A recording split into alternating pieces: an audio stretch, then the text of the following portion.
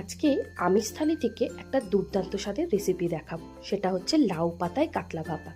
ভেটকি ভাপা তো খেতে আমাদের ভালো লাগে, কিন্তু হাতের কাছে যদি ভেটকি মাছ না থাকে তাহলে কিন্তু আপনারা কাতলা মাছ দিয়েও এই ভাপাটা বানাতে পারেন।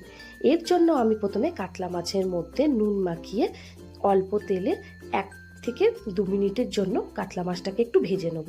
তারপরে একটা মিক্সিং জারের মধ্যে টক দই, 4টে কাঁচা লঙ্কা, 2 চামচ সর্ষে আর 2 চামচ পোস্ত দিয়ে একটা মিশ্রণ তৈরি করে নেব।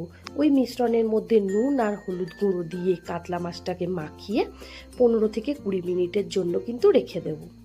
তারপরে লাউ পাতাগুলোকে ভালো করে ধুয়ে ওপর থেকে মাছ দিয়ে কাঁচা লঙ্কা আর বেশি পরিমাণে একটু সরষের তেল দিয়ে ভালো করে লাউ পাতাটাকে সুতোর সাহায্যে বেঁধে নেব। ঠিক আমি যেইভাবে বেঁধে নিচ্ছি, একটা লাউ পাতায় তো হয় না, তাই জন্য ওপর থেকেও আরেকটা লাউ পাতা দিয়ে আপনারা বাঁধতে পারেন। এরপরে ভালো করে বাঁধা হয়ে গেলে একটা ফ্রাইং প্যানের মধ্যে বেশ কিছুটা সরষের তেল নিয়ে তার মধ্যে এই পাতুরি দুটোকে রেখে 15 থেকে 20 মিনিট অল্প আঁচে ঢেকে দুপিঠ ভালো করে ভেজে নিলেই তৈরি হয়ে গেল লাউ পাতায় কাতলা ভাপা। খেতে কিন্তু হয়েছিল দুর্দান্ত।